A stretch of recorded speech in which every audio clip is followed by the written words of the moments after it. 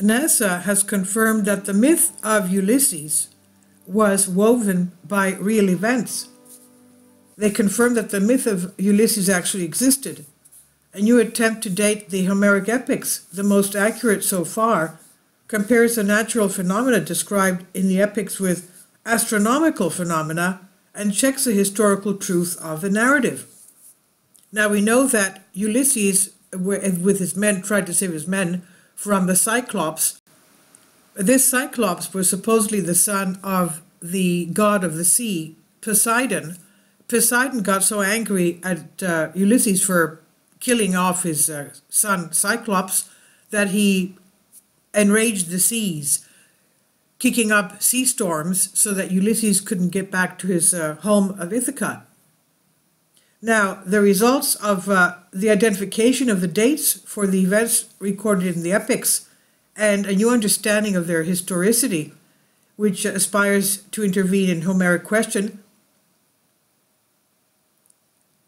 Mrs. Panayota Perka Papadima, professor of astrophysics at the University of Athens, says, "We believe that the myth is woven around real events." She, together with the multidisciplinary team who made relevant publications in international scientific journals, believe that some of the events described really happened and prove that the natural phenomena mentioned coincide with the time of their narration. Ulysses arrived in Ithaca in October 25th, 1207 BC. 5 days later, there was a 75% solar eclipse, which covered the Ionian Sea, that's the sea between Greece and Turkey, and that's when the betrothed took place, says Mrs. Papadima, clarifying that the belief in the truth of the event is personal. The solar eclipse was as well as some of the events mentioned, were proven by NASA maps, which describe the predictable nature, the natural phenomenon since 4,500 BC to 10,000 AD. So they know what's happening up to 8,000 years from today, as far as eclipses are concerned. Since 1300 BC until 1130 AD, which are the years in which until 1130 BC, which are the years in which the two epics are set, there were 14 solar eclipses.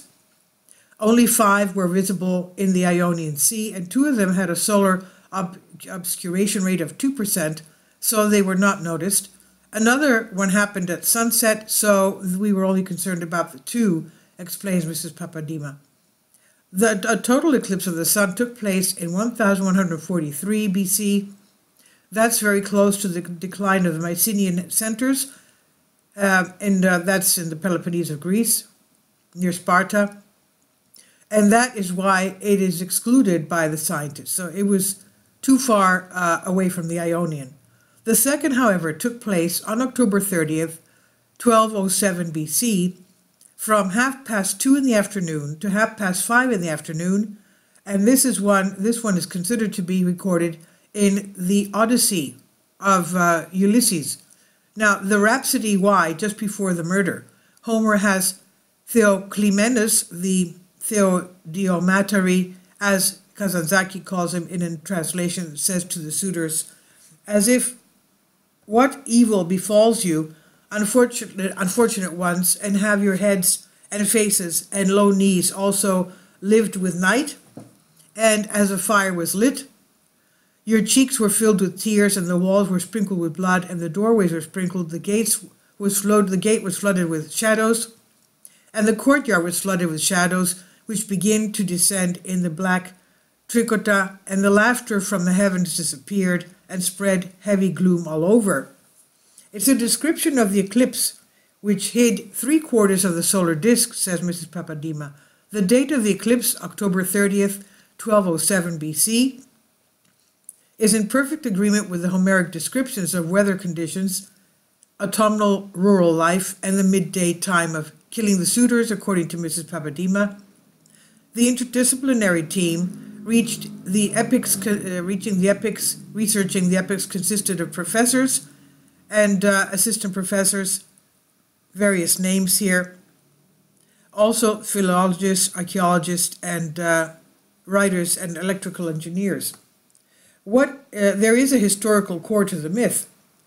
The nagging question is whether the events described in the epics are metaphorical or literal, and the answer from Mrs. Papadimou is given by Plutarch, who explains that natural science, theology, and mythology are identical in ancient Greece.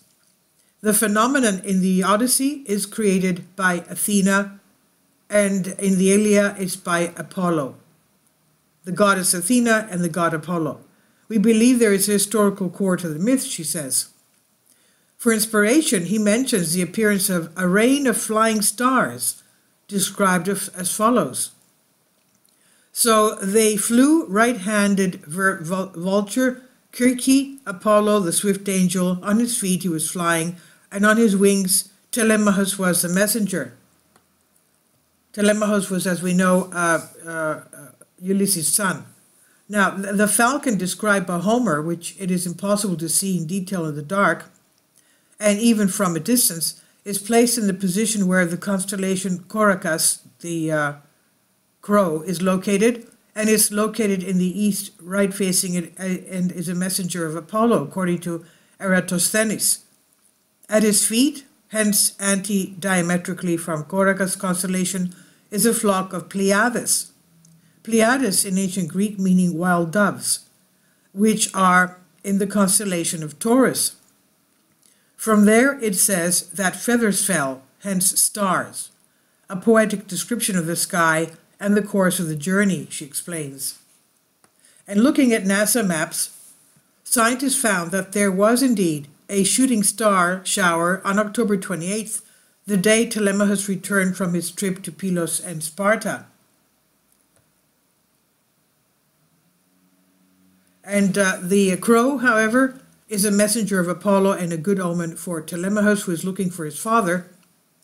The 30th of October was the day of Apollo's feast day, during which a hektombe, a sacrifice of 100 oxen, can you imagine they had to sacrifice 100 cows, took place, which means that the whole island had gone to watch it.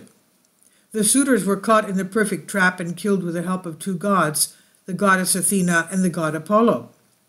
And according to scientists, two such important news, such as the assassination of all the heirs in Ithaca, and they were the ones that were trying to marry Penelope, Ulysses' wife, trying to convince her that Ulysses was long gone, not on this world, and she was always delaying them. So, according to scientists, two such important news, such as the assassination of their heirs, the suitors in Ithaca, and the eclipse, could not but spread rapidly throughout Greece as an extremely important event. And this I've translated for you from a Greek article. Please leave your comments, and thank you for your support. Kindly support my Patreon account. The daily posts are 5 videos daily, and they are totally different from what I have on my YouTube channel. Thank you so much for your support, and that you find all my content so interesting. You'll find the Patreon account details in the description box below.